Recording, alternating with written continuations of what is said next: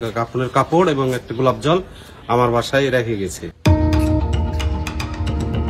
আমি আওয়ামী লীগ করি, যুবলীগের সভাপতি। রাজশাহীর পবা উপজেলার নওহাটা পৌর এলাকায় আওয়ামী লীগের 4 নেতাকর্মীর বাড়িতে ও এক চায়ের দোকানের সামনে কাফনের কাপড়ের টুকরা, গোলাপ জল ও 4টি চিরকুটে অক্ষর লিখে রেখে গেছে দুর্বৃত্তরা। কাফনের কাপড়ে লাল কালিতে ক্রস চিহ্ন দেওয়া হয়েছে, এতে এলাকা জুড়ে আতঙ্ক বিরাজ করছে।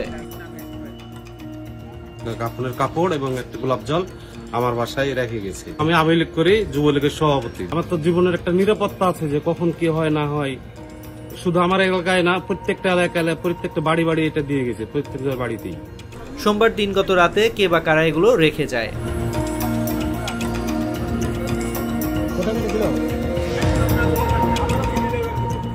খোঁজ নিয়ে জানা যায়, নওহাটা পৌর এলাকার পাইকপাড়া মহল্লার ইন্তাজের মোড়ে অবস্থিত মিনারুল ইসলামের চায়ের দোকানের সামনে কাফনের সামগ্রী রেখে গেছে দুর্বৃত্তরা। সকালবেলা দোকান খোলা পরে এখানে ভাত যাচ্ছে, 4টা প্যাকেট আছে, খুলে দেখেছি একটা গোলাপ জল আর কাফনের কাপড় আর 4টা অক্ষর ছোট রাখা। এছাড়া নওহাটা পৌর এলাকার বসন্তপুর এলাকার হাফিজ, পলাশ, রাব্বি এবং পিল্লাপাড়া এলাকার রবিউল ইসলামের বাসার সামনে লাল শপিং ব্যাগের ভেতর কাফন সামগ্রী রেখে যাওয়া হয়েছে। এই 4 জনই আওয়ামী লীগের সমর্থক ও নেতা বলে জানা গেছে। আমি শুনলাম যে বাসার থেকে শুনলাম যে ইন্টাজের মোড়ে কাফনের কাপড় থেকে গেছে, 4 রকমের অক্ষর আর হলো ক্রস চিহ্ন দিয়ে দিয়েছে। উঠে এসেছে এই ব্যাগ দেখলাম। কারা দিয়ে গেছে আমি সঠিক তো জানি না। এই আসে সবাই দেখে, এলাকাবাসী সবাই দেখছে এই জিনিস পেয়ে গেছে।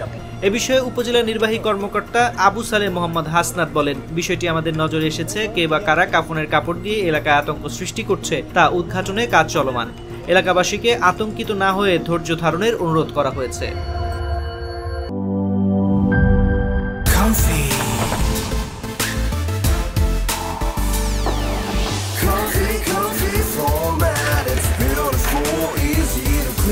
পানি প্রতিরোধী ইউভি কোটেড ও ভার্জিন ম্যাটেরিয়ালে তৈরি কমফি ফ্লোর ম্যাটের রয়েছে বাহারি ডিজাইনের সমারোহ।